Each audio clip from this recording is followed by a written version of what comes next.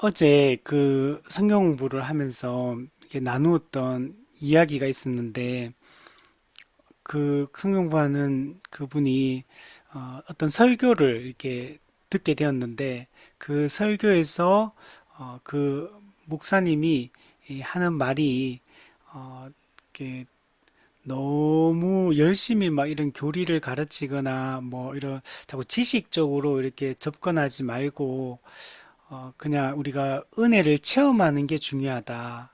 이렇게 영적인 체험이 중요하다. 그래서 너무 이렇게 지식적으로 배우는 것에 힘쓸 필요는 없다. 은혜를 체험하는 게 중요하다. 영적 체험이 중요하다. 이런 얘기를 했다고 하더라고요. 그래서 들으면서 좀 공감이 되지 않았다. 그런 얘기를 하더라고요. 우리가 말씀을 잘 듣고 배우고 바르게 아는 것이 매우 중요한 것 같아요. 믿음은 들음에서 난다 이렇게 말씀했잖아요. 하나님을 아는 지식이 이 바르고 이게 우리가 더 깊어지고 풍성해질 때 우리가 하나님을 더 잘 섬길 수 있고 또 거룩하게 삶을 실제로 살아갈 수 있습니다. 우리가 모르면은 우리가 거룩하게 살아갈 수가 없고 또 왜곡된 방향으로 나아갈 수밖에 없기 때문에 우리가 성경을 가까이 하고 성경에 기록된 내용들을 잘 살피고 그 의미를 깨닫고 그 말씀에 적극적으로 순종하기 위해 힘쓰고 또 이런 성경의 가르침들을 우리에게 믿음의 선진들이 물려주었기 때문에 이런 교리들을 정통 교리들을 잘 배우고 그래서 우리가 올바른 지식을 가지고 있을 때 또 거짓된 것을 분별할 수 있고 또 실제로 우리가 삶을 살아갈 수 있는 영적인 힘도 말씀을 바르게 알 때 우리가 주어지는 거기 때문에 우리는 한평생 말씀을 가까이 하고 또 교회를 통해서 양육을 받고 그래서 더 선명한 진리 우리 골로새서 말씀을 보면 더 확실한 이해의 부요함에 이르러서 우리가 살아가는 게 중요한 것 같아요. 또 성경의 다른 부분에도 너희가 영적 어린아이로 이렇게 남아있지 말고 장성한 자로 자라갈 것을 명령하고 있고 사도 바울도 골로새 교회나 에베소 교회를 향해서 이 중보 기도하는 내용이 있는데 그 기도 제목들을 보면 하나님을 더 잘 알도록 기도하고 또 하나님의 뜻을 더 아는 것에 자라갈 것을 이렇게 기도하고 있는 것을 우리 볼 수가 있습니다. 그래서 하나님을 아는 것이 이게 믿음이 성숙하고 성장하는 것이다 라고 우리가 생각을 하고 우리가 말씀을 더 열심히 잘 배우는 게 중요한 것 같아요. 사도 바울이 1차, 2차, 3차 전도 여행을 하는 거 보면 갔던 복음을 전했던 지역을 재방문해서 더 체계적으로 더 깊이 있게 이렇게 가르쳐서 그들이 더 굳건한 믿음을 가질 수 있도록 교육하는 것에 얼마나 힘쓰고 가르치는 일에 힘썼는가를 우리가 잘 보는 게 중요한 것 같아요. 저도 음, 청년 때 하나님을 만나고 이렇게 말씀을 알아가는 것보다는 그냥 기도하고 찬송하는 것에 좀 더 집중했던 것 같아요. 물론 이제 기도와 찬송하는 것이 너무 좋은 거고 중요하지만 이렇게 말씀을 체계적으로 양육받고 이런 것들이 저도 없었기 때문에 그렇게 해주는 분이 그 당시에는 제 주변에는 없었기 때문에 많이 이제 오랫동안 어떻게 보면 좀 무지한 상태로 마음에 뜨거움은 있었지만 좀 올바른 지식이 없는 상태에서 오랫동안 시간을 좀 보냈던 것 같아요.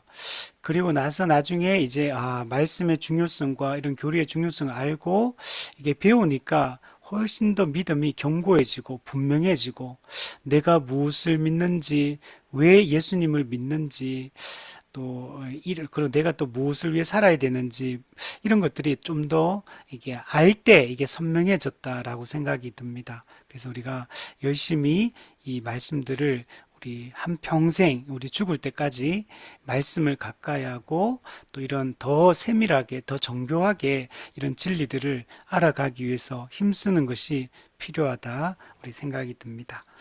우리 오늘은 우리 대유리문답 우리 지금 10계명을 살펴보고 있습니다. 10계명은 구원받은 하나님의 백성이 어떻게 살아야 하는지에 대해서 알려주고 있는 게 이 10계명입니다. 우리가 무엇을 믿어야 할지를 가르쳐 주는 게 사도신경이라면 우리가 어떻게 살아야 되는가, 신자다운 삶, 복음을 따라 살아가는 삶은 어떤 것인가를 알려주고 있는 것이 이 십계명이다라고 얘기할 수 있고, 또 우리가 나아가야 할 방향, 우리가 추구해야 될 비전이 무엇인가, 우리가 꿈꾸어야 될 소망이 무엇인가를 알려주는 게 주기도문이라고 할 수 있습니다. 그래서 저희 교회는 주일날 우리 예배 순서 가운데 우리 신앙 고백을 하잖아요.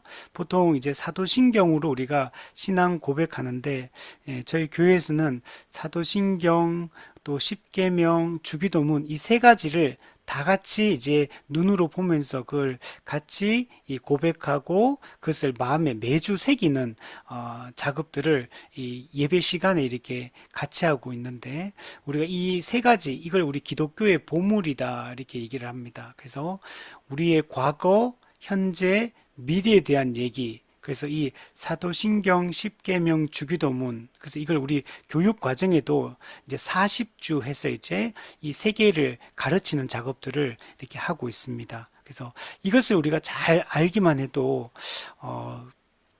성경의 가르침이 무엇이고 기독교가 말하는 이 진리가 무엇인지, 이것을 이 세 가지만 공부를 제대로만 우리가 해도 우리가 이렇게 풍성한 이해를 우리가 가질 수 있습니다. 이제 어제 저녁에도 사도신경 공부를 하면서 마지막에 나눔을 하는데 그 형제가 이렇게 얘기하더라고요. 이게 사도신경이 우리가 이제 복음의 기초를 공부할 때도 어느 정도 이제 이런 신앙 고백의 내용들을 이렇게 살피지만 이 사도신경을 공부하면서 이게 이 신앙 고백이 우리가 믿는 믿음의 내용이 이렇게 깊구나, 이렇게 세밀하고 선명하구나라는 것들을 이렇게 느끼게 된다. 그래서 이런 공부의 중요성을 이렇게 느끼게 된다. 이런 얘기를 나눔을 어제 했었는데 그게 맞는 것 같아요. 그래서 우리는 더 이제 이런 내용들을 더 깊이 살펴보면서 우리가 한평생 지금 우리가 공부하는 것들도 이제 아주 기본적인 사항들을 살피고, 근데 이걸 더 이제 학문적으로 더 깊이 연구한 것들을 더 깊이 있게 체계적으로 배워 나감으로 우리 지식이 더하고 더 선명해지고 분명해져서 누가 어떤 질문을 하더라도 여러분이 가진 소망이 무엇이냐고 물어볼 때 우리가 선명하게 이렇게 설명해 줄 수 있는 이런 우리가 되었으면 우리 좋겠습니다. 자, 우리 지난주까지는 우리 사람에 대한 의무 5계명에 대한 얘기를 우리가 지난주에 살펴보았습니다. 5계명, 내 부모를 공경하라. 이것이 최고의 법이다. 이게 우리 이웃 간의 관계, 사람에 대한 의무에 있어서 가장 중요한 기초가 되는 계명이다라고 얘기를 했습니다. 우리 오늘은 6계명에 대해서 한번 우리 살펴보도록 하겠습니다. 우리 6계명은 살인하지 말라. 네. 살인하지 말라. 이 계명을 우리가 한번 살펴보도록 하겠습니다. 살인하지 말라는 이 명령은 자기 자신이나 타인의 생명을 불법적으로 끊지 말라는 이 명령입니다.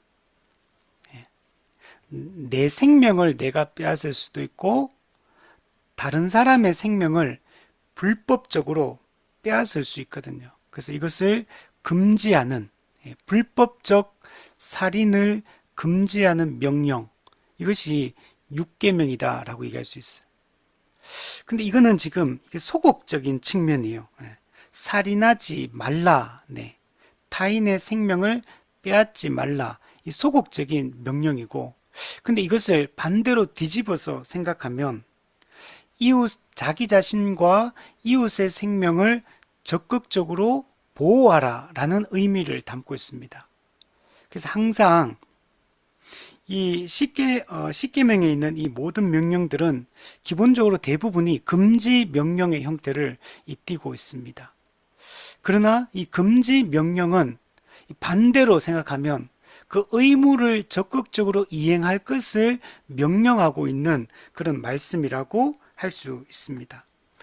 어떤 죄를 금지하는 것은 그와 반대되는 의무를 적극적으로 행할 것을 요구하고 있는 그런 명령이라고 할 수가 있습니다. 그래서 기본적으로 6계명에 살인하지 말라는 이 계명은 소극적인 측면에서는 자신과 타인의 생명을 불법적으로 빼앗지 말라는 금지 명령이지만 적극적으로는 나와 이웃의 생명을 적극적으로 보존하고 보호할 것을 명령하고 있는 말씀이다 라고 얘기할 수 있습니다. 이렇게 하는 것이 이웃 사랑을 여러분 실천하는 것이다 라고 얘기를 할 수 있습니다. 성경은 하나님을 사랑하고 이웃을 사랑하라 라고 이렇게 명령을 하고 있는데 우리가 이웃 사랑을 실천하는 아주 적극적인 이 방식이 뭐냐면 이웃의 생명을 빼앗지 않는 것이고 반대라면 이웃의 생명을 적극적으로 보호하는 것이다 라고 얘기를 할 수 있습니다. 자, 그리고 이 6계명은 외적인 행동만 규제하는 명령이 아니고 마음의 동기까지 규제하는 명령이다 라고 할 수 있습니다. 우리가 외적인 행동으로 직접적으로 나와 타인의 생명을 빼앗는 그 살인 행위 그 자체만 반대하는 게 아니고 그 외적인 살인이 일어나기 이전에 외적인 살인의 뿌리가 되는 마음, 내면의 동기 이것을 규제하고 있다라고 말할 수 있습니다. 그래서 6계명은 외적인 살인뿐만 아니라 마음의 살인, 이 내적인 살인 이것까지도 금지하고 있는 명령이다라고 할 수 있습니다. 10계명 그 자체만 보면 외적인 살인을 금지하는 명령으로 보이는데 산상수훈에서 예수님께서 이것에 하나님께서 이 살인하지 말라는 이 명령을 하실 때 하나님께서 어떤 마음으로 이것을 명령했는지를 예수님께서 산상수훈에서 알려주고 있는 겁니다. 그래서 살인하지 말라, 외적 살인을 하지 않았다고 이 명령을 지킨 것이 아니다. 형제를 향하여 나가라, 미련한 놈이다. 이렇게 형제를 해하고 그게 말이나 행동이나 외적으로 우리가 직접적인 살인을 하지 않았다 하더라도 형제를 해하는 모든 그런 행위나 말이나 그 모든 태도나 이런 것들이 전부 다 살인에 해당한다 라고 이렇게 예수님께서 말씀하고 있는 겁니다. 그래서 우리는 행동뿐만 아니라 마음까지 잘 다스리는 것이 매우 중요합니다. 불법적인 이 외적 살인 그리고 외적인 어떤 폭행이나 폭력 또 살인 교사 살인 청부 살인 방조 이 모든 것들을 금지를 하고 있는 겁니다. 그러니까 직접적으로 생명을 실제로 빼앗는 죽이는 그 살인까지 가지 않는다 하더라도 폭력 행위, 살인 청부 이 모든 것들이 전부 다 이 살인죄에 해당한다라고 성경은 이야기를 하고 있습니다. 또한 마음의 살인, 마음의 동기가 중요하다는 겁니다.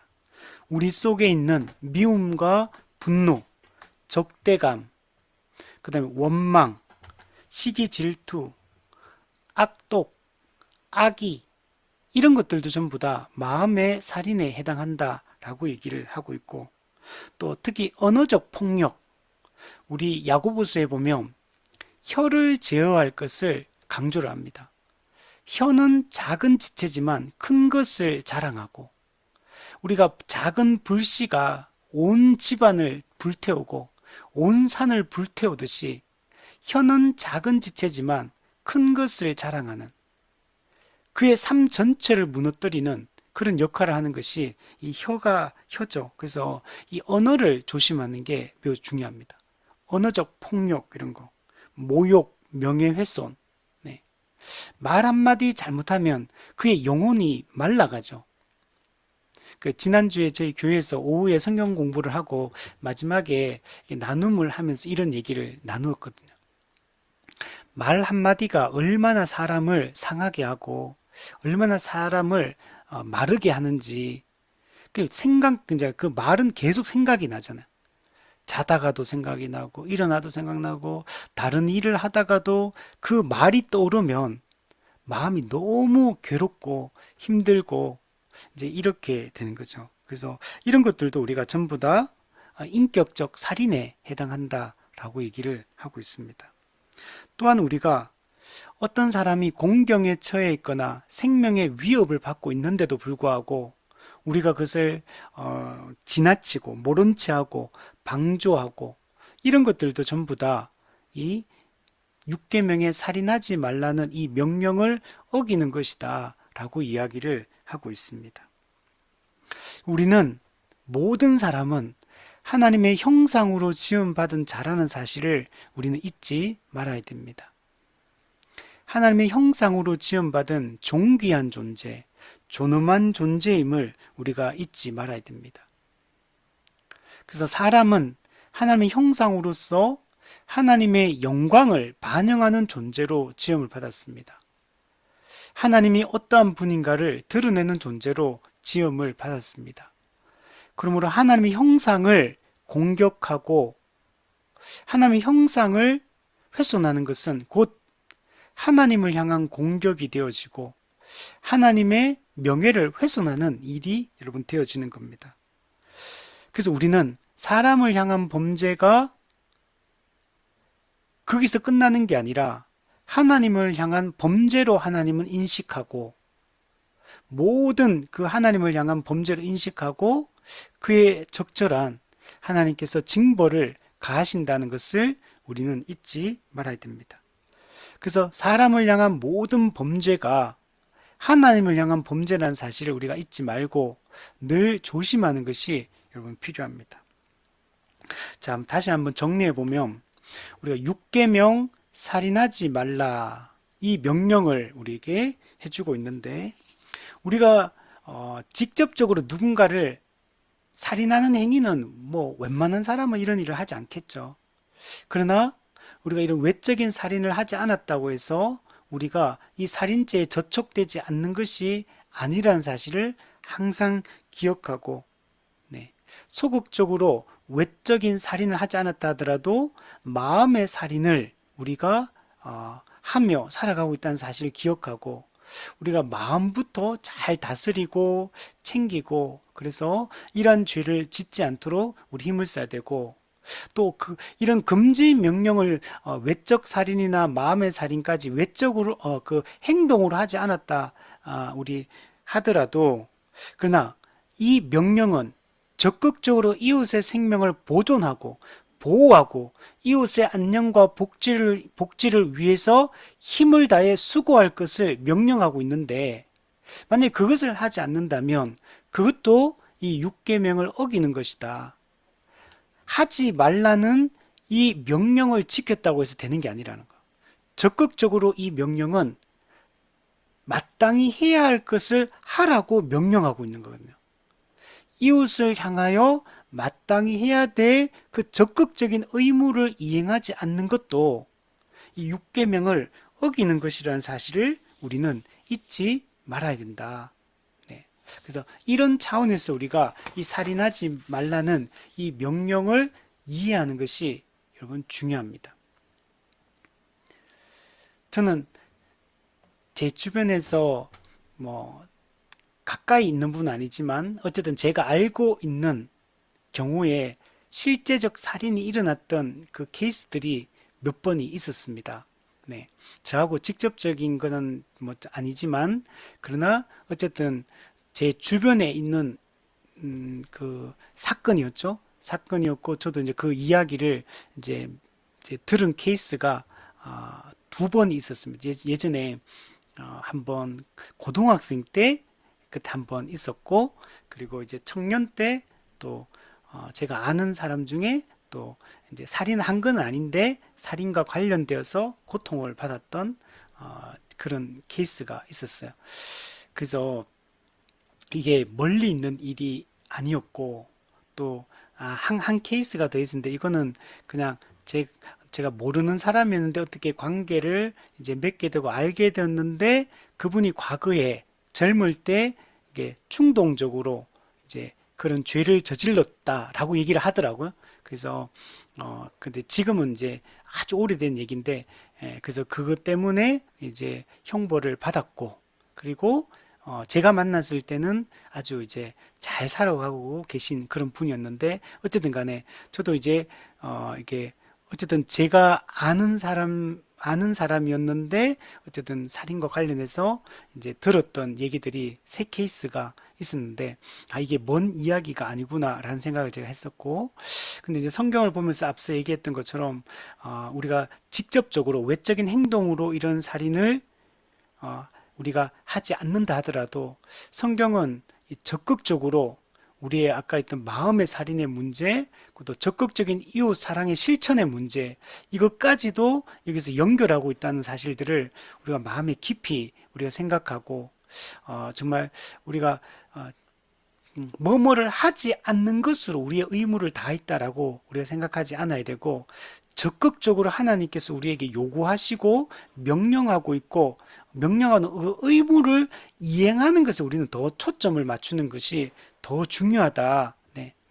나는 이런 일을 하지 않았다, 이렇게 하지 말고 이런 일을 적극적으로 해야 한다라고 이렇게 생각을 우리가 하는 것이 중요합니다. 우리 누가복음 18장에 보면 바리새인과 세리의 기도에 보면, 바리새인은 나는 저 세리들과 저 죄인들과 같지 아니함을 감사합니다, 이런 얘기하거든요. 그러니까 나는 저들과 같은 저런 죄를 짓지 않았습니다 하면서 하나님 감사합니다, 이렇게 떳떳하고 당당하게 이렇게 하나님 앞에 나와서 하는 것들을 볼 수 있는데, 우리가 그러나 그 바리새인들은 적극적으로 세리와 죄인들과 이웃들을 그들을 돕고 섬기기 위한 그런 행위는 하지 않았거든. 이제 그런 행위들을 적극적으로 그 이웃 사랑을 실천하는 것들을 하지 않았고, 물론 뭐 소독의 11조를 드리고 뭐 이런 것들을 1회에 2번씩 금식했고 뭐 이런 종교적 행위를 주장했지만, 실제로 그들은 이웃을 멸시하고 이웃을 착취하고 다른 사람들을 정죄하고 판단하고 이렇게 살았거든요. 그러니까 내가 뭔가를 하지 않았다는 것에 내가 이걸 지켰다라고 생각하지 않고 적극적으로 해야 될 의무들을 이행하는 것에 우리는 더 초점을 맞추며 살아가는 것이 중요하다라고 우리 말할 수 있습니다. 자, 135문에 우리 6계명에 요구된 의무는 무엇인가? 네. 우리가 적극적으로 우리에게 요구하고 있는 것들이 있거든요.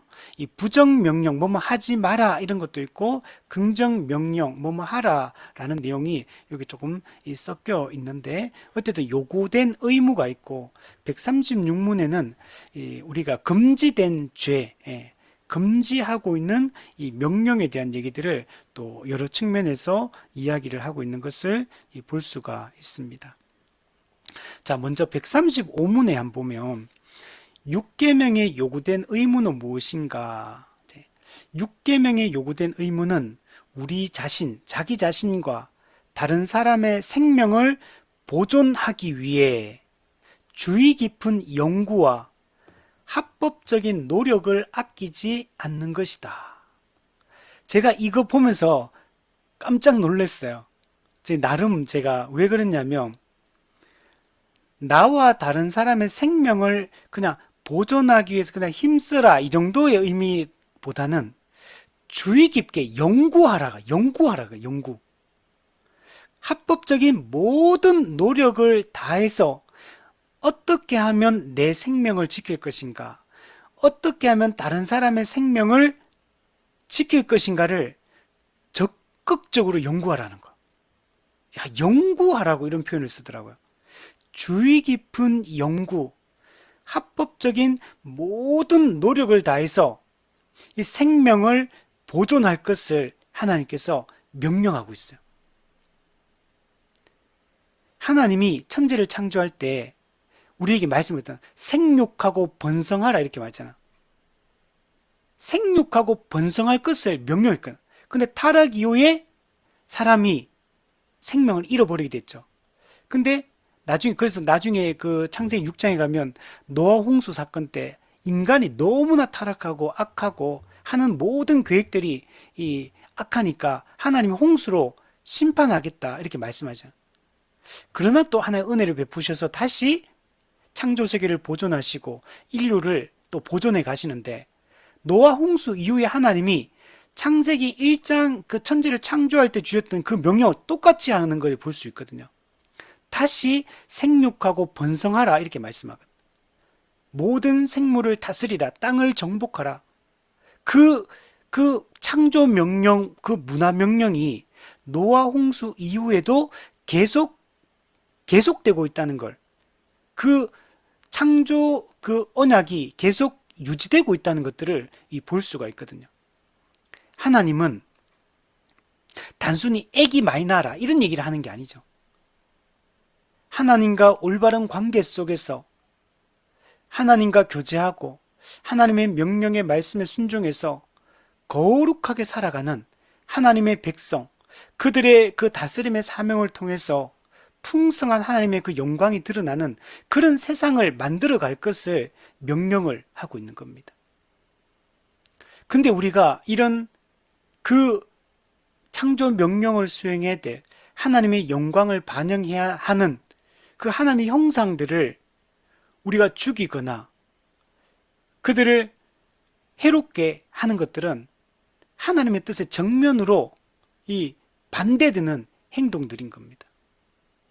그럼 우리는 적극적으로 나를 지켜야 돼. 나 자신, 그리고 다른 사람, 그들의 그 생명을 보존하기 위한 주의 깊다. 연구를 하라는 것.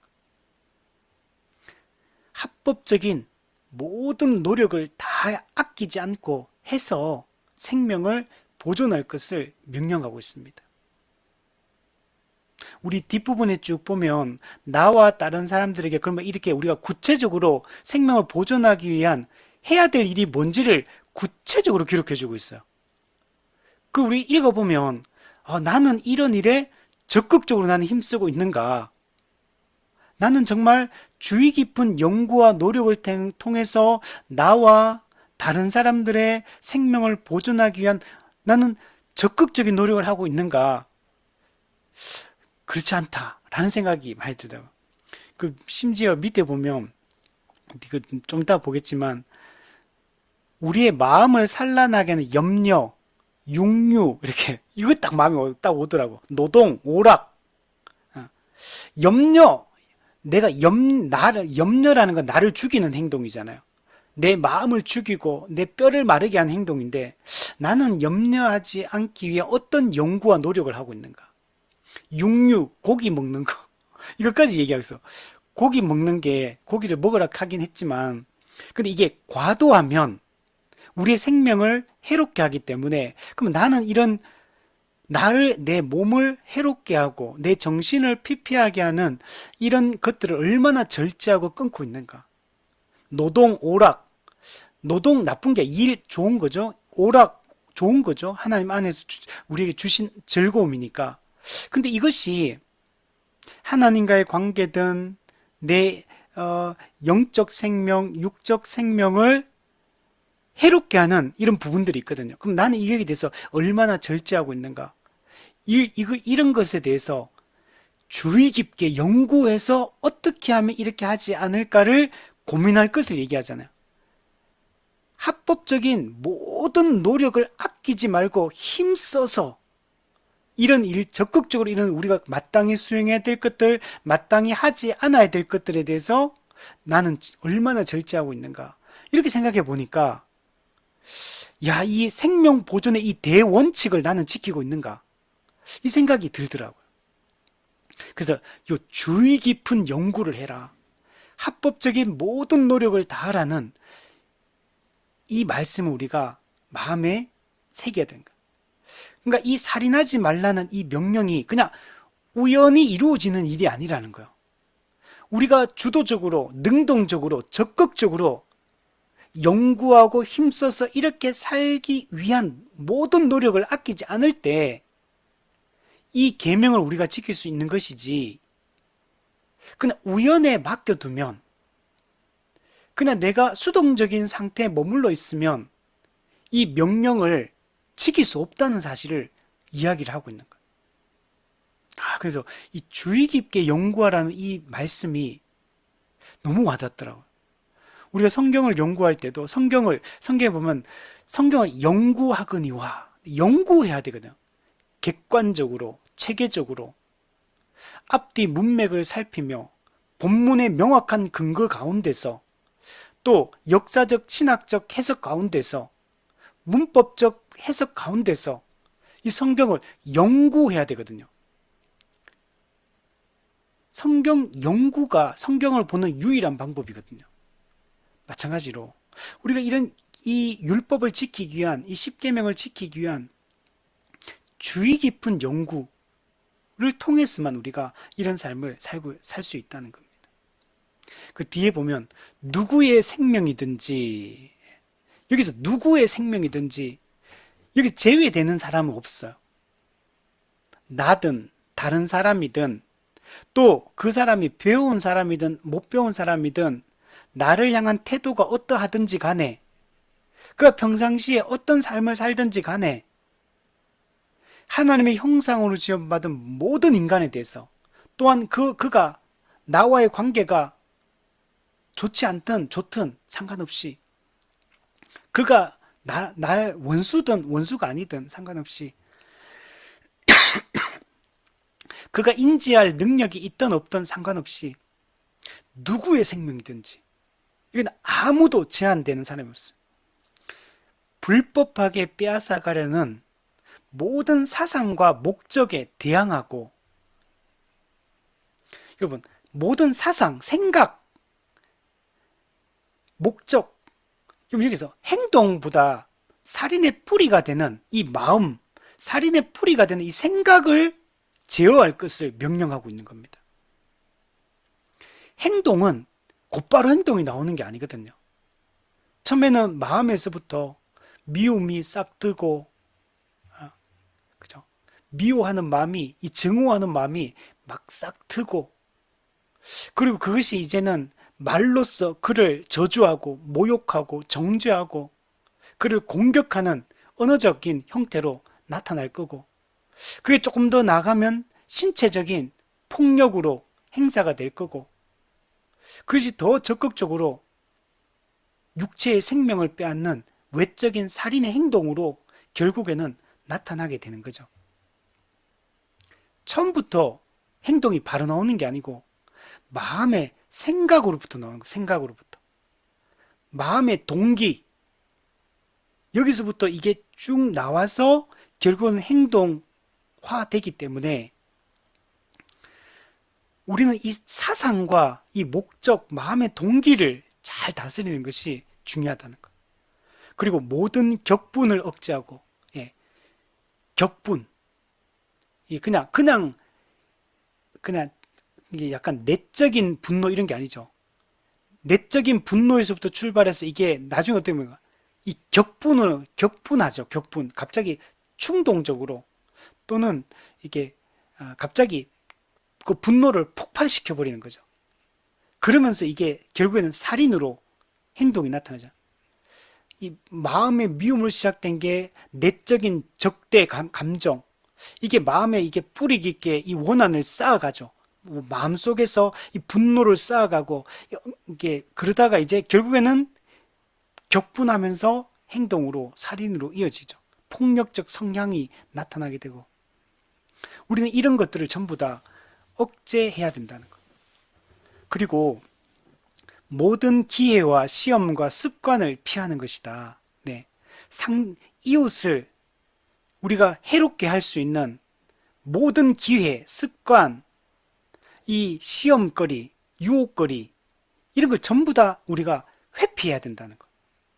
우리가 이런 상황에 놓이거나, 이렇게 내가 그게 언어든 행동이든 어떤 측면이든 간에 우리가 이웃을 해할 수 있는 그런 상황 가운데 나를 두지 말아야 되는 거죠. 만약에 그런 상황에 두게 되면 그게 결국에는 폭발을 하게 될 거니까. 그러니까 이런 모든 상황으로부터 우리는 나 자신을 격리시키는 거, 이런 상황으로부터 나를 이렇게 회피시키는 거, 이게 적극적으로 필요하다는 거. 그렇게 만날 만한 상황도 만들지 말고 그런 일이 발생할 수 있는 기회 자체를 열어주지 않는 게 매우 중요합니다.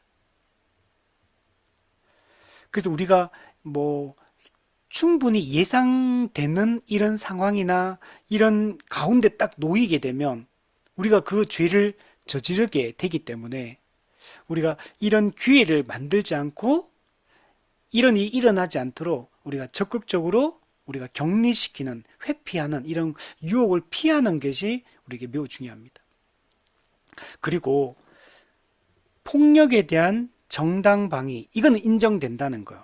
폭력에 대한 정당방위, 합법적인 이 방어 행동, 예, 나를 공격할 때 합법적으로 우리가 정당방위를 통해서 나를 해하려고 하거나 나를 죽이려고 하는 이런 위협과 이런 모든 시도들에 대해서 정당하게 정당방위를 해서 나와 이웃을 지켜내는 거, 이거는 필요하다는 거, 적극적으로.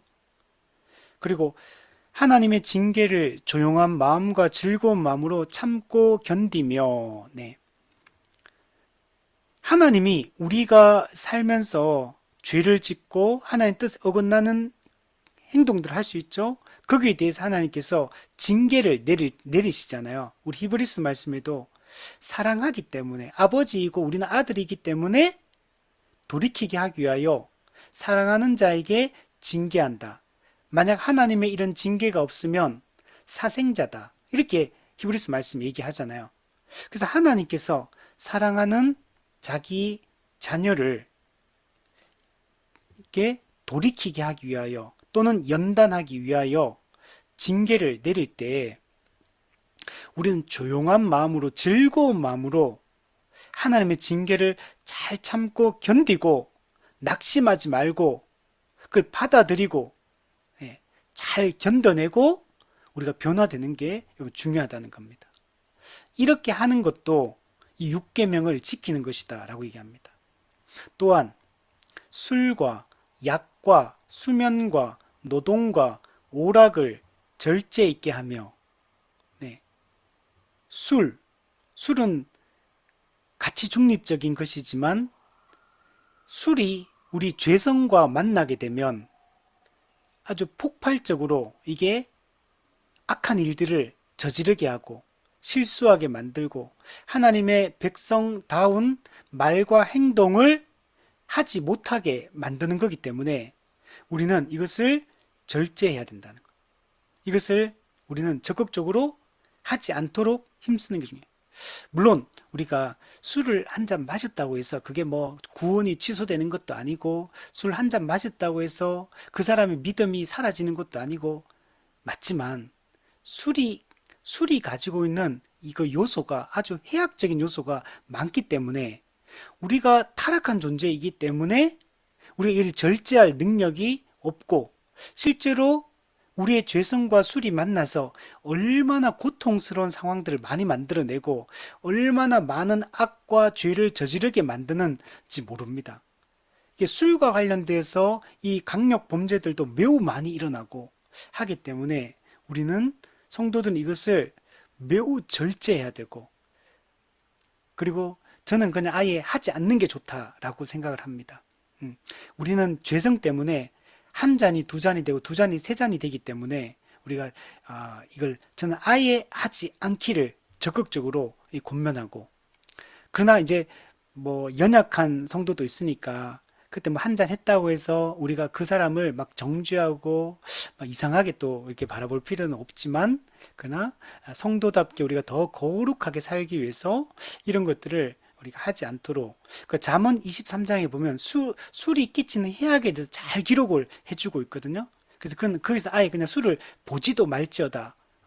이 술을 마시면 괴이한 것이 보이기 시작하고 또 괴이한 말들을 하기 시작하고 그래서 술의 해악에 대해서는 잠언 23장이 잘 보여주고 있어요. 우리 에베소서 술 취하지 말라 이는 방탕한 것이다. 예, 너희는 성령의 충만을 받으라. 술 취함 즉 술에 충만하지 말고 성도는 성령에 충만한 자가 되라 이걸 강조하고 있는 거거든요. 단순히 그냥 술을 한 잔 먹었다고 그 문제를 하려고 하는 게 아니고 강조점이 거듭난 성도가 성령에 충만하여 하나님이 기뻐하는 것을 기뻐하며 살아가고 성령의 지배를 받으며 살아가는 사람이 될 것을 명령하고 있는 것. 우리가 정말 은혜를 받은 자고 하나님의 은혜에 감사하는 자라면 우리는 술이 주는 기쁨, 술이 주는 충만함, 그것을 즐거워하는 자가 아니라 성령의 지배를 받으며 살아가는 이 성령 충만함의 기쁨을 사모하고 그것을 추구하며 살아갈 것을 명령을 하고 있는 겁니다. 그리고 두 번째, 약과 약. 오늘날 우리 한국은 약이 천지죠, 약이. 약이 얼마나 싼지. 그죠? 다른 나라 가면 정말 약이 없어가지고, 근데 약만 먹으면 생명을 보존할 수 있는데 약이 없어서 죽는 경우도 많잖아요. 그리고 다른 나라들은 약이 비싸잖아요. 근데 우리나라는 약이 너무나 싸고 그냥 우리 병원도 너무 쉽게 접근할 수 있고 그러다 보니까 과도하게 약에 의존하는 사람 많아요. 여러 가지 약들 많잖아요. 너무 과도할 정도로 약을 많이 먹고 약에 의존하고 이런 경우들이 많죠. 이런 것들도 약은 반드시 그 어떤 부분에 치료하는 효과가 있다면 그러나 다른 부분에서는 또 다른 부분을 상하게 하는 이런 요소가 많잖아요. 독소가. 그래서 이런 것들도 우리가 절제해야 된다. 이것도 살인죄에 해당하는 거다. 자기를 해하는 일이기 때문에 이런 것에 의존하지 않도록 우리가 힘을 써야 되고 수면, 잠을 많이 자는 것도 문제가 있고 잠을 너무 안 자는 것도 이게 둘 다 문제가 있어요. 그래서 적절한 이 수면을 하는 것이 또 우리를 지키는 방법이고 또 다른 사람의 수면을 방해하지 않아야 돼. 다른 사람이 잠을 너무 과도하게 자는 걸 내버려둬도 안 되고 너무 부족하게 자서 그 생명을 해하게 만들어서도 안 된다는 거예요.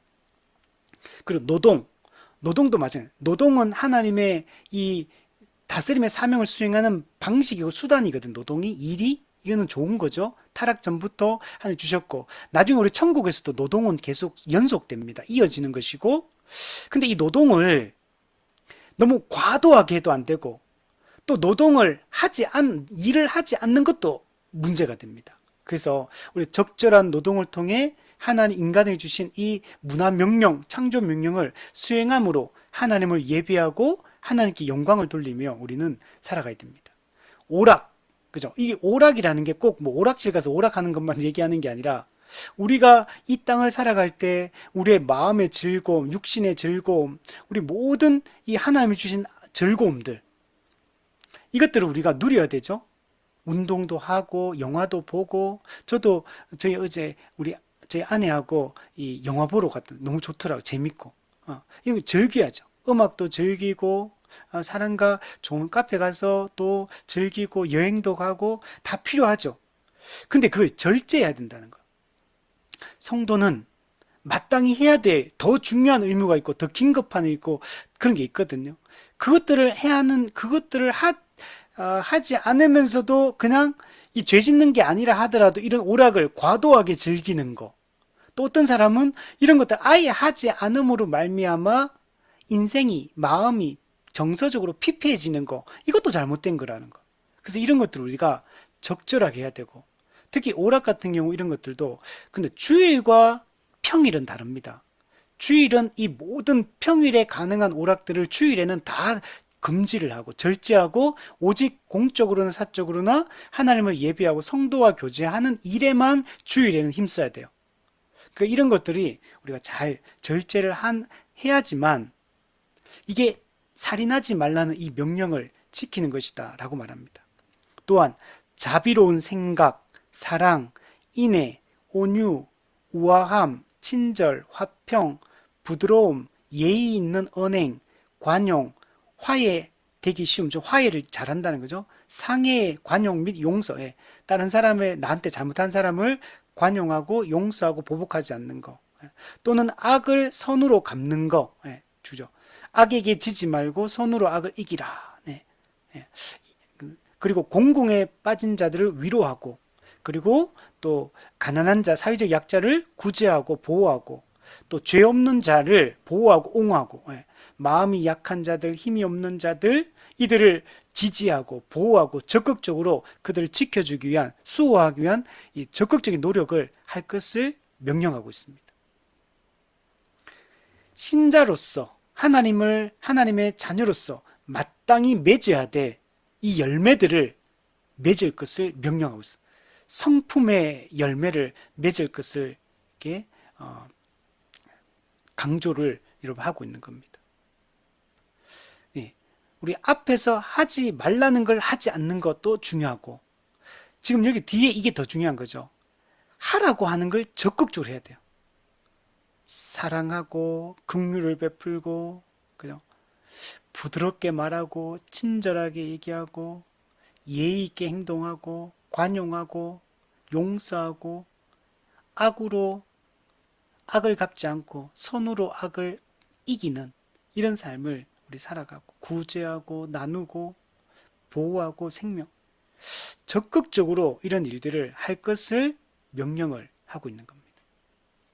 그러니까 여러분, 우리가 이것만 봐도 살인하지 말라는 이 하나의 명령, 우리가 그냥 이 문장만 보면 행동으로 외적 살인을 하지 않으면 되는구나 이렇게 생각하기 쉽잖아요.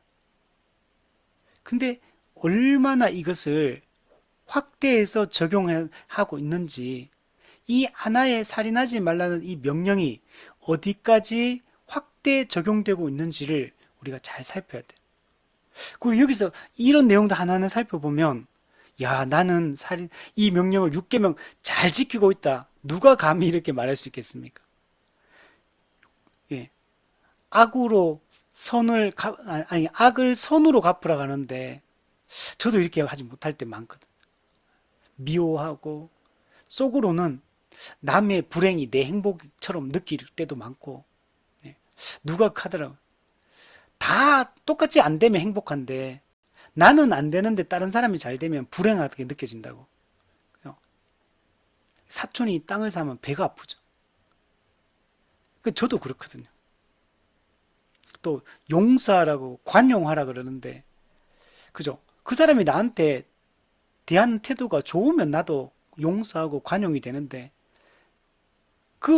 나를 해롭게 하는 말이나 행동을, 그런 태도를 여전히 가지고 있고, 나를 무시하고 있고, 나를 존귀하게 여기지 않고, 나를 투명인간 취급하고 무시하는데, 그 사람을 사랑하고 용서하고 관용하고 이렇게 다가가기가 쉽지 않은 거죠. 적극적으로 나를 막 공격하는 사람도 있잖아요. 근데 그 얼마나 미워요.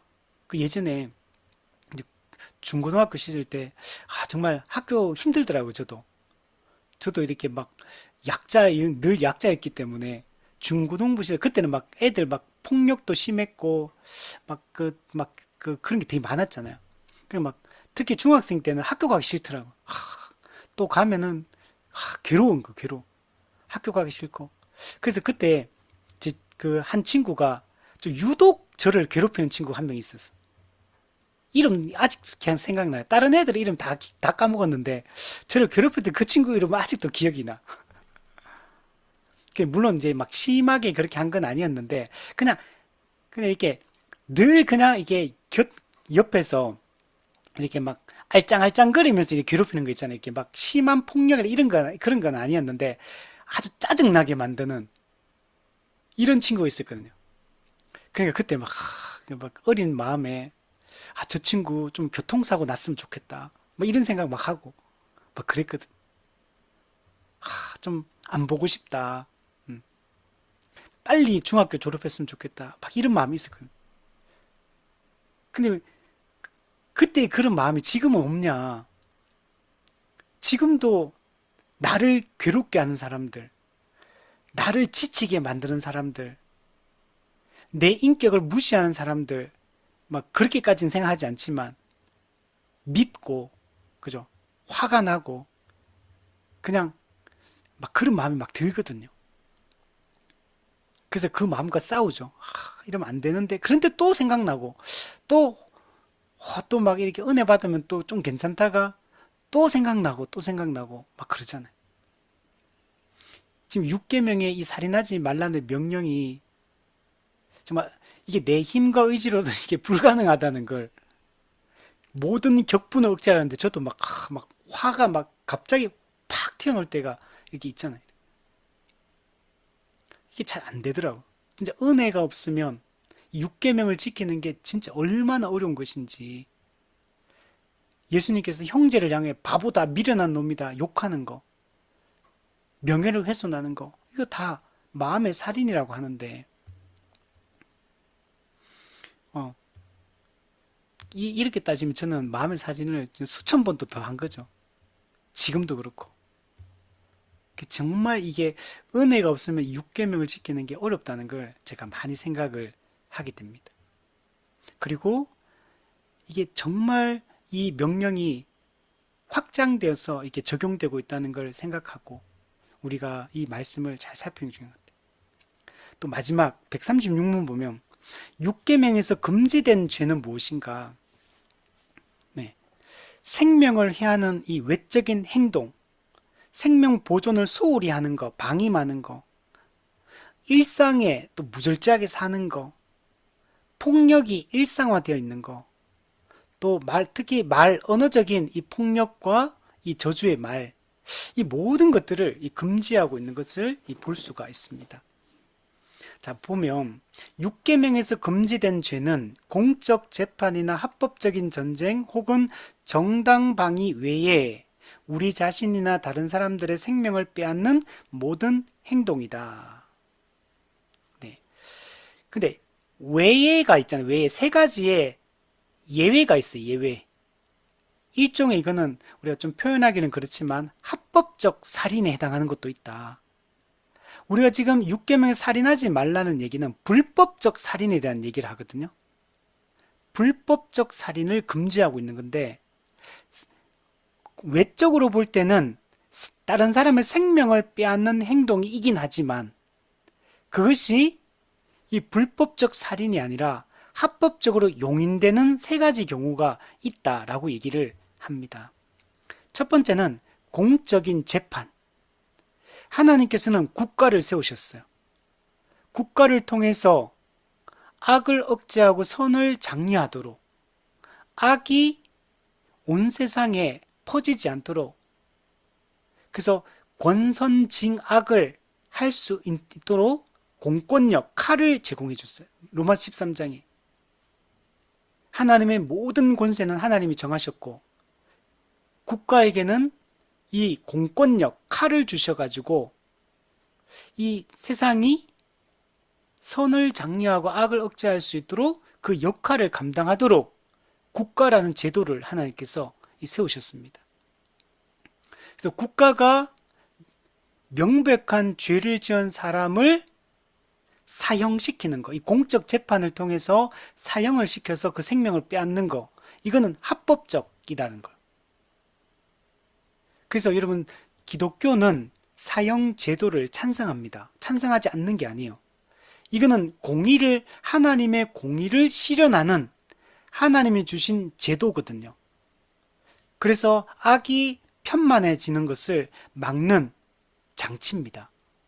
그래서 이 공적 재판을 통한 사형, 이것을 인정하고 있다. 두 번째, 합법적인 전쟁. 자, 성경에서 말하는 것은 불법적 전쟁을 이게 반대하는 거예요. 불법적 전쟁은 뭐냐면 침략 전쟁. 우리가 먼저 쳐들어가는 게 아니고 다른 사람이 우리를 쳐들어올 때 우리는 거기서 어떻게 합니까? 방어를 해야겠죠. 그래서 이 방어 전쟁 같은 경우는 합법적 전쟁이에요. 그러면 우리가 적이 내 생명과 우리의 재산과 우리의 모든 이 삶을 파괴하려고 하고 있어요.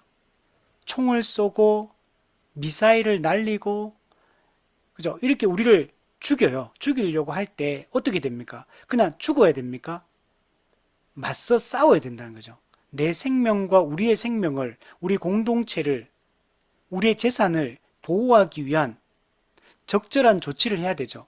그러면 적이 총을 쏘면서 내려오면 나도 총을 들고 적군을 막아야 돼. 그럼 막으려면 어떻게 돼? 그 사람을 죽이는 수밖에 없잖아.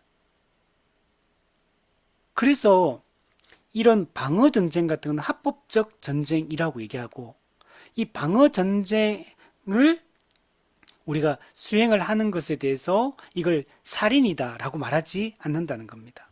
세 번째는 개인 간에 이루어지는 정당방위, 아까 얘기했던 나를 지키기 위한 이 정당방위를 해야 되죠. 근데 물론 우리나라는 이게 되게 엄격해가지고 정말 정당방위가 또 과도하게 해버리면 그 아무리 그 도둑이라 할지라도 또는 나를 공격한 사람이라 할지라도 이 정당방위의 범위가 넘어가 버리면 이게 내가 그 사람에게 폭력을 행사한 게 되고 내가 그 사람을 죽이려고 하는 위협적인 행동이 되기 때문에 여기에 대해서 이 법적으로 아주 제도적으로 꼼꼼하게 살펴서 지금 그러한 상황인지를 판단하고 그게 적절한 조치를 취하잖아요. 근데 만약에 그게 적절한 범위 내에서 이루어진 정당방위 행동이었다면 그 과정에서 그 사람이 죽게 된다 하더라도 그거는 불법적 살인이라고 이야기하지 않는다는 겁니다. 그래서 이 세 가지 케이스는 합법적이다. 살인이라는 구체적인 사람의 목숨이 잃는 구체적인 그 상황은 있지만 그러나 그것은 불법적이지 않고 합법적이다라고 얘기를 한다는 겁니다. 자, 그리고 뒤에 보면 또 아까 얘기했던 우리 자신이나 다른 사람의 생명을 빼앗는 모든 행동이라고 했잖아요. 그래서 여기는 다른 사람만 해당하는 게 아니고 나도 들어가는 거예요. 이게 여기 해당하는 게 뭐냐면 자살이 여기 해당하겠죠. 내가 내 생명을 빼앗는 거 또는 이게 실제로 자살까지 이르지 않는다 하더라도 내가 나 자신을 상해하는 거 이것도 잘못된 거예요. 나를 하나님 형상으로 지원받은 나에게 폭력을 행사하는 행동이고 살인을 하는 것도 하나님이 주신 생명권을 내가 빼앗는 행동이기 때문에 이거는 불법적 살인에 해당하는 거죠. 생사 여탈권은 오직 하나님만 가지고 있는 거예요. 우리가 여기에 내 생명이든 다른 사람의 생명이든 사람이 거기에 관여할 권리가 없어요. 오직 생사 여탈권은 하나님만이 가지고 있는 것임을 인정하고 내 생명이든 다른 사람의 생명을 우리는 지키기 위한 적극적인 노력이 필요하고 그 보호함이 필요하다라고 할 수 있습니다. 뒤에 보면 합법적이며 필요한 생명 보존의 방편을 소홀히 하거나 처리하는 것 이거 안 된다는 거예요. 우리는 나와 다른 사람의 생명 보존을 하기 위한 최대한의 노력을 다해야 돼요. 합법적이고 필요한 모든 수단을 총동원해서 나와 다른 사람의 생명을 열심히 여러분 지켜야 된다는 거예요. 여러분 해야 할 일을 하지 않음으로 생명을 잃게 되는 것도 이것도 소극적인 측면에서 보면 살인이라는 거예요. 그래서 성경에 보면 이런 말씀이 있어요. 구약에 보면 집을 지을 때 반드시 난간을 만들어라. 만약에 난간을 만들지 않음으로 말미암아 누군가가 새 집에 와가지고 떨어져가지고 죽는다면 그 책임이 누구한테 있냐? 그 집주인에게 있다라고 얘기를 한다는 거예요. 왜냐면 집을 지을 때 누구든지 올라갔을 때 떨어질 수 있다는 걸 충분히 예상할 수 있잖아요. 누가 다칠 수 있다. 그게 나든 내 가족이든 이웃이든 누구든지 그 새 집에 들어와서 2층에 올라갔을 때 난간이 없다면 떨어져 죽을 수 있다는 거야. 예를 들면 또 집을 지을 때 우리 1층, 2층, 3층으로 이렇게 올라간다면 계단에 난간을 반드시 손잡이를 만들어서 사람이 추락하는 걸 방지를 반드시 해야 돼요. 그걸 소홀히 여기면 그는 살인, 그것도 생명을 내가 해야 될 마땅한 일을 하지 않으므로 그가 생명을 잃는 거기 때문에 그 책임을 묻겠다라고 얘기를 한다는 거예요. 또 오늘날 이 반려견들이 많잖아요. 근데 이 반려견 중에는 대형견들이 있어요. 언제든지 다른 사람을 물면 그 생명을 잃을 수도 있는 그런 큰 개들이 있잖아요. 그 마땅히 어떻게 해야 됩니까? 그 개를 입마개를 반드시 해야 되는 거죠. 목줄을 튼튼한 목줄을 해야 돼요. 근데 입마개도 하지 않고 개는 산만한데 그 목줄은 그냥 작은 강아지들한테는 목줄을 걸고 온다면 그 충분히 그 목줄을 끊고 다른 사람에게 다른 사람을 해하거나 남에게 피해를 입힐 수 있잖아요. 그는 마땅히 해야 될 충분히 예상되는 그 경우의 수를 생각하고 충분한 조치를 하지 않았기 때문에 그러면 거기에 대해서 그 누군가가 생명을 잃거나 다치거나 상해를 입었을 때 그 주인은 마땅히 그 책임을 여러분 져야 된다는 거예요. 그래서 우리 이런 것들도 살인죄에 해당한다는 거예요. 예. 합법적이고 필요한 생명 보존의 모든 방편을 우리는 충분히 이걸 우리가 준비를 하고 제공을 해야 된다라고 말할 수가 있는 겁니다. 우리가 예를 들면 우리 자녀들을 양육할 때도 충분히 예상되는 위험이 있잖아요. 거기에 대해서 적절한 조치를 하지 않는다면 이것도 이 6계명을 어기는 것이다 라고 말할 수가 있는 겁니다. 그래서 이런 방편을 소홀히 하면 안 돼요. 이런 걸 또 철회시키는 거 안 된다.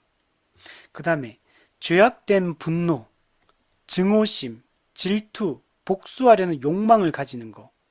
이게 마음의 살인에 해당하는 거죠. 분노. 우리 성경에 해가 지도록 분노를 품지 말라 했는데 이 분노를 원통함을 풀지 않고 이 적대감을 마음에 깊이 이렇게 담아내. 그걸 막 오랫동안 가서 나중에 폭발시키는 그 분노. 압살롬이 자기 여동생을 강간한 그 형, 그 이복형 암논을 2년 동안 참다가 2년 후에 그를 죽이죠. 예, 이런 마음에 깊은 이 적대감을 품고 있는 거. 그리고 분노를 또 표출시키는 이 모든 거. 증오심, 예, 마음에 깊은, 뿌리 깊은 이 증오심. 또 상대방 시기 질투하는 마음. 이 시기 질투심도 되게 무서운 거죠. 저도 이 질투심이 많더라고요. 다른 사람에 대해서 이 질투하는 마음, 남들이 잘 되는 걸 기뻐해야 되는데 그냥 질투심, 부러워하고 막 이런 마음들이 또 복수하려는 욕망, 보복하고 싶은 마음, 나에게 피해를 입히고 힘들게 한 만큼 나는 더 크게 되돌려주고 싶은 마음, 그 사람에게 내 손, 또 때로는 내 손을 대진 않지만 그냥 그 행동을 하지 않는다 하더라도 마음속에 깊이 이 보복하려고 하는 마음, 이런 것들이 우리 가운데 있는 거죠. 그래서 이런 것들 우리가 다 절제해야 된다. 모든 과도한 격분, 그리고 아까 산란하게 하는 염려, 염려도 죽이는 거, 나를 죽이는 거죠. 나를 해롭게 하는 일입니다. 이것도 간접적인 살인에 해당하는 겁니다. 야, 이런 것까지 살인죄, 염려를 살인죄와 지금 연결시키고 있어요. 또 아까 육류, 술, 이걸 다 지금 살인죄와 연결시키고 있어. 자기 자신과 이웃을, 우리가 술 많이 마시면 나도 해롭게 하지만, 그죠? 우리 그래서 간암 걸리고 이럴 수 있잖아요. 또 내가 술을 먹으면 인사불성이 돼가지고 어떤 짓을 할지 모르죠.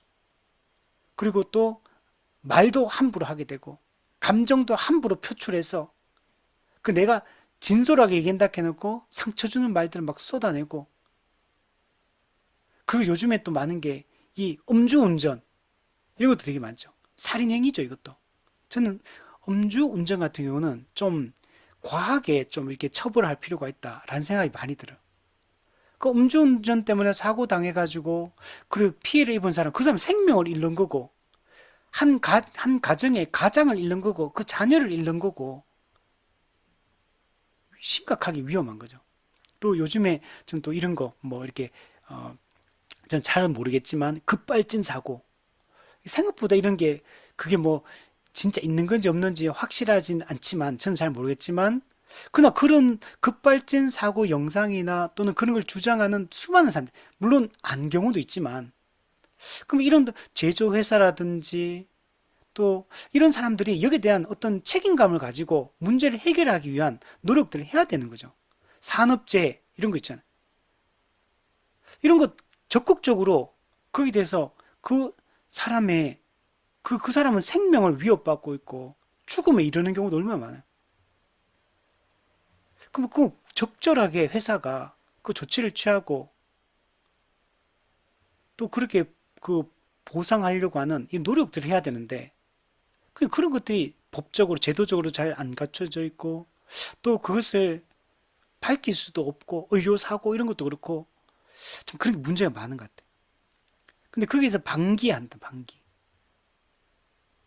이런 것들도 전부 다 이 살인죄와 연결된 죄라는 겁니다. 또 아까 이제 노동도 마찬가지죠. 노동도 그냥 일에 파묻혀 사는 사람도 있잖아요. 일을 그냥 과도하게 이 어떤 뭐 과로하는 거 이런 것도 문제가 있고 또 적절한 이제 생활을 위한 그 경제적 책임을 하지 않고 게으른 거, 나태한 거, 그리고 남에게 의존하고 남에게 의존하면 반드시 자기 삶을 자기가 책임지지 않으면 누군가에게는 피해를 입히게 되고 문제가 발생하게 되죠. 이런 거, 일을 안 하려고 하는 태도들, 그냥 그 편한 일만 하려고 하는 태도들, 이런 것들도 자기 삶을 책임지지 않는 행동들이기 때문에 적절하지 않다. 그죠? 나이가 들어서도 부모에게 의존하는 태도, 어, 열심히 그 경제적 활동을 충분히 뭐라도 하려고 해야 되는데, 만약에 좋은 일자리를 찾지 못하면, 그러면 그 일자리를 찾으면서 지금 당장 내가 해야 될 알바를 하든 뭘 하든 내가 내 삶을 책임지기 위한 노력을 해야 되고, 아니, 거기서 끝나는 게 아니라 다른 사람의 생명을 돕기 위하여, 다른 사람을 구제하기 위한 적극적으로 수고하여 남을 섬기는 이런 일들을 우리가 해야 되는데, 이게 하지 않는 모든 행동들도 이 6계명을 어기는 것과 관련돼 있다는 것. 아까도 오락을 무절제하게 즐기는 것. 그리고 또 모든 우리 중독 되게 많잖아요. 이런 모든 중독들 우리 조심해야 돼. 스포츠 중독, 그죠? 로맨스 중독. 모든 중독들도 6계명과 관련돼 있는 거예요. 6계명을 어기는 행동들이. 그 약물 중독, 마약 중독, 술 중독, 그죠? 성적 중독, 담배 중독, 약물 중독, 이런 모든 자극적인 모든 것들이 전부 다 나와 다른 사람의 생명을 해하는 행동들이기 때문에 또 그것이 실질적으로 끼치는 해악들이 너무 많기 때문에 이런 걸 우리가 다 절제해야 된다. 조심하지 않아야 된다. 그리고 격동시키는 말, 우리 말 아까 그 다음 압박하는 것, 다른 사람을 압박하는 거 있잖아요. 여러 상황에서. 그리고 다투는 거, 그리고 구타하는 거, 상해하는 거, 다른 무엇이든지 사람의 생명을 이런 것들이 다 파멸하기 쉬운 것들이고 이런 것들이 전부 다 6계명을 어기는 것이다 라고 얘기를 하고 있습니다. 우리 정리하면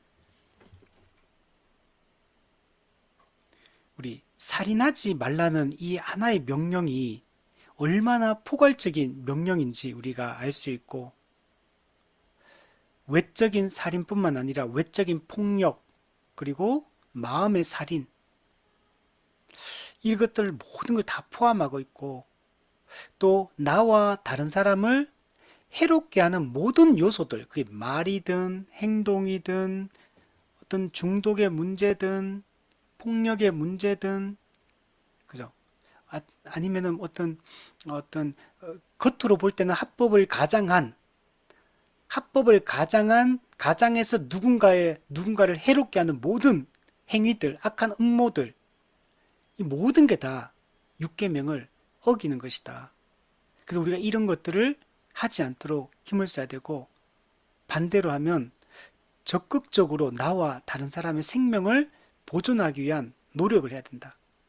어떻게 하면 이 생명을 보존할까를 주의 깊게 연구해야 되고 방법을 찾으라는 얘기예요. 어떻게 하면 나와 다른 사람의 생명을 보존할 것인가? 어떻게 하면 하나님 나라의 그 복락을 누리게 할 것인가? 어떻게 하면 영적인 이 복지를, 안녕을 누리게 할 것인가? 육체적 안녕을 누리게 할 것인가? 적극적으로 연구해서 문제를 해결해서 모두가 하나님 나라의 복을 누릴 수 있도록 이게 적극적으로 우리가 주도적으로 능동적으로 행동할 것을 촉구를 하고 있는 것입니다. 우리 주변에 또 보면 정말 한 인간으로서 그 기본권을 누리지 못하는 상황에 처해 있는 많은 분들이 있잖아요. 우리가 또 어떤 위협과 공격과 그런 거 앞에 놓여 있는 사람들, 당장 어떤 압박을 받고 있거나 위협을 당하고 있는 사람들, 그리고 우리나라는 자살이 엄청 많잖아요. 이런 거 우리 어떻게 해결할 것인가? 또 이제 직접 살인과 관련해서 우리 낙태 문제, 안락사 문제, 이거 어떻게 할 건가?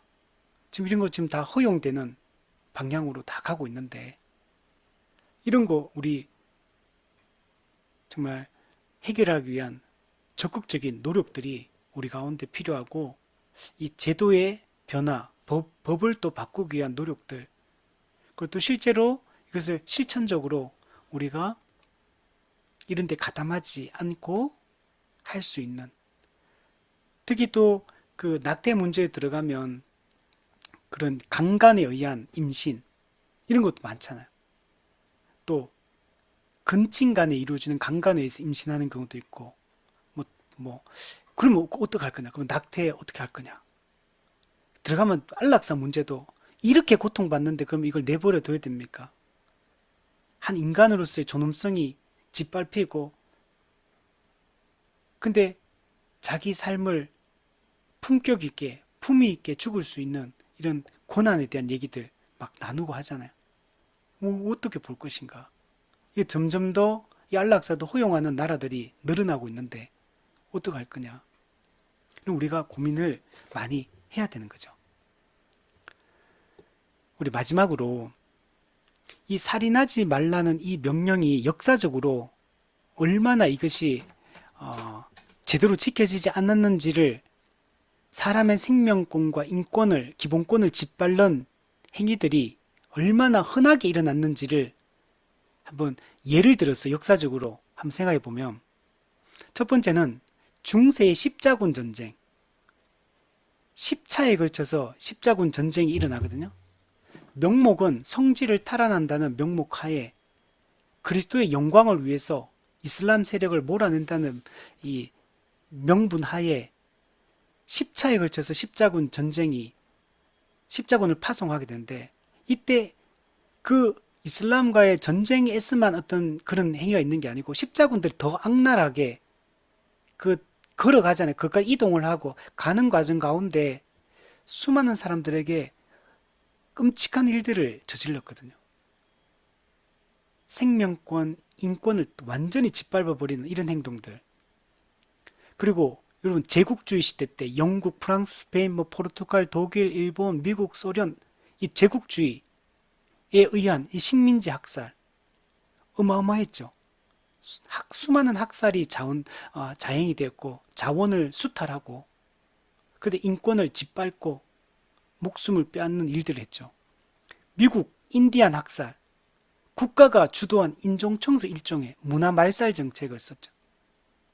그래서 얼마나 고통받고 그 땅을 잃어버리고 생명을 잃어버리고 이런 일들이 있었고, 1차, 2차 세계대전, 그죠? 인간 자체에 대한 이 낙관론을 완전히 뒤집어 엎은 사건. 1차, 2차 세계대전. 이 계몽주의의 이 낙관론이 무너지게 된 계기가 이 세계대전이죠.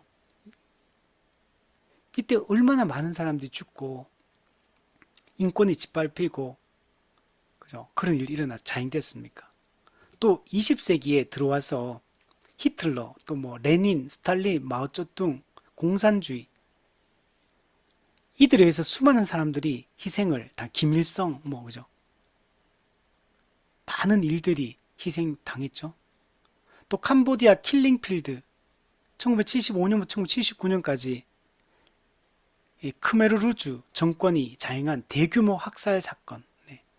이때 150만 명에서 200만 명을 학살을 했던 그리고 강제 노역을 시키고 목숨을 빼앗는 그런 캄보디아 킬링필드. 또 아프리카 쪽에도 르완다 인종청소, 수단의 인종청소 대량 학살을 했죠. 특정 종족이 다양하니까 그냥 완전히 멸절시켜버리겠다. 이렇게 했죠. 이게 전부 다 식민지 지배의 잔재로 남은 거죠. 종족 간의 그 차별, 권력에 대한 탐욕. 그래서 정말 이 인종 청소, 그냥 한 종족 자체를 그냥 말살시켜버리겠다고 이렇게 달려들면서 이런 싸움이 일어났었죠. 미얀마에도 봄의 혁명, 민주화 운동 가운데 군부 쿠데타가 일어나고 그 시위대 자국민들 엄청나게 총으로 조준 사격해가 죽이고 수류탄 던지고 했었죠. 또 우리나라도 한국도 이 독재 시대 예, 과거에 해방 이후에 좌우 대립하는 가운데 수많은 일어났던 학살 사건들, 제주 4.3 사건, 여순 사건 뭐 많았죠. 인권 탄압, 고문, 조작 간첩 이런 것들 계속 자행이 됐고, 그러니까 이 생명권, 인권을 짓밟는 이 행위들이 역사상 이런 데만 일어난 게 아니잖아요. 얼마나 많이 일어났어. 우리가 말할 수 없을 정도로 그런 게 많았고, 또 그게 국가 간에만 그런 일들이 일어난 게 아니고, 개인 간에 일어난 우리 뉴스에서 끊임없이 보게 되는 또 아니 그들까지 안 가더라도 내 주변에서 일어난 수많은 이런 사건들 아니 내가 저지른 일들 내가 어떤 다른 누군가에게 말로써 행동으로써 저지른 이 악들 생각하면 육계명이 얼마나 우리가 못 지키고 살아가고 있는가를 잘 볼 수 있고 사람이 얼마나 악해질 수 있는가 사람이 저지를 수 있는 악의 범위가 제한이 없다는 걸 우리의 마음을 보아도, 우리의 모습들을 보아도, 이 인류사를 보아도, 사람의 생명 얼마나 하찮게 여기고, 무감각하고, 무지막지한 그런 고통을 가하면서도, 그 고문 있잖아요, 고문, 또 고문. 얼마나 그 악랄하게 사람들 죽입니까? 중세시대 화형제도, 마녀사냥, 이런 것들이 전부 다 그런 행동들이죠. 그리고 오늘날 돈 때문에 저질러지는 수많은 이 강력 범죄들, 인권 유린, 이런 것들을 우리가 사람을 그냥 사회를 돌아가는 부속품, 소모품 정도로 생각하는 이런 사회적 풍토, 또 사회 구조, 타락한 인간의 이 죄성, 이 모든 것들이 이 악랄하게 우리한테 나타나고 있는 거죠. 그래서 이 6계명의 이 명령이 우리가 그냥 쉽게 가볍게 우리 생각할 부분이 아니고 깊이 우리가 이런 것들을 생각을 해봐야 된다. 그래서 뭐 저도 마찬가지고 예, 정말 하나님의 은혜가 없으면 정말 이 명령을 지키기 어렵고 나 자신을 객관적으로 바르게 나를 이제 바라보고 다른 사람에 대해서도 우리가 객관적인 눈으로 하나님의 눈으로 바라볼 수 있는 그 시선을 갖는 것이 우리 가운데 중요한 것 같아요. 그래서 우리가 열심히 이 명령을 묵상하고 또 우리가 지키기 위한 모든 노력들을 우리 다 했으면 좋겠고 적극적으로 영적으로나 정신적으로, 육적으로, 관계적으로 어려움에 처해 있는 그들을 긍휼히 여기고 적극적으로 우리가 할 수 있는 최선의 노력들을 다하고 또 문제를 해결하기 위한 적극적인 연구와 그 노력들을 우리 다 할 수 있는 그런 우리가 되었으면 좋겠습니다. 그래서 우리가 돕는 배필, 서로가 서로에게 돕는 배필, 에제르로 이렇게 살아갈 수 있도록. 그래서 정말 이 서로 서로를 돕고 섬김으로 모두가 하나님 나라의 풍요로움을 누릴 수 있는 그런 우리가 될 수 있도록 했으면 좋겠고, 또 우리가 이제 선거 이제 투표 이제 하잖아요. 우리가 이런 6계명을 또 잘 실천할 수 있는 이런 좋은 지도자들이 또 뽑혀서 또 국가 운영을 잘 할 수 있도록 또 도시 운영을 또 시 운영을 잘 할 수 있도록 우리가 기도하면서 적극적으로 또 투표에 참여하고 또 감시하고 또 우리가 적극적으로 지원하고 기도하고 이런 일들을 우리가 할 수 있으면 좋겠습니다.